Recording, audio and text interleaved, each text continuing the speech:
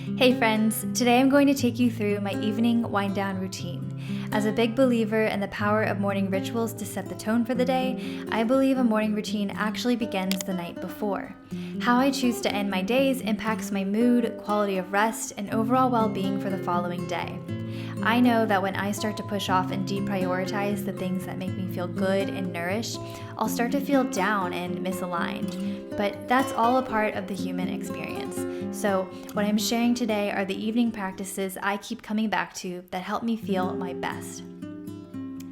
While routines ebb and flow, I hope that by sharing some tools in my personal toolbox, you'll be able to find some inspiration and know that every little bit truly counts. You have the power to make tiny shifts in your routine that can positively impact your mood, focus, relationships, and beyond. And you can start anytime. All right, let's dive in. Before wrapping up for the evening, I like to write out my next day's high-level to-do list. This helps me get my final thoughts for the day out of my brain and onto paper. It allows me to revisit my goals and priorities and just know where to pick back up the next day. I also like to reset my workspace to keep it organized and clutter-free.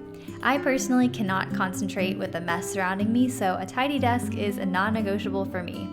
Once I do a quick tidy up, I close up my computer, and at this point, I am officially not checking or responding to emails for the rest of the night.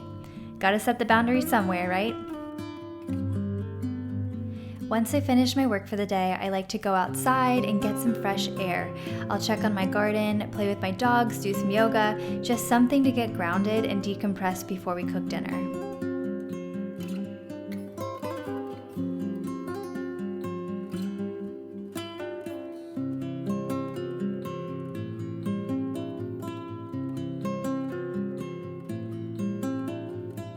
Now, I feel like this may be a given for most of you watching this, but we also eat dinner without the distraction of our phones. Even if I'm eating alone, I don't like touching my phone while I eat. One, because phones are kind of dirty, and two, because I like to be present for the meal I'm eating. After we eat, we do a quick tidy up, and then we typically like to catch up on a show or watch a movie. We practice the one screen rule, which means you focus your attention on one device at a time so you can stay present, rather than diluting your attention between Netflix and scrolling on Instagram. Lately, I've been loving Korean dramas, and I will say, it's so much easier to practice the one screen rule when you have to read subtitles to know what's going on. When I'm truly ready to wind down for the evening and head up to bed, I wash my face and go through my simple skincare routine. And then I just do something relaxing that brings me joy. It ebbs and flows every day. It could be lighting a candle, reading a good book, or just snuggling up with your fur babies. This is a great time to decompress and de-stress so you can rest soundly through the night.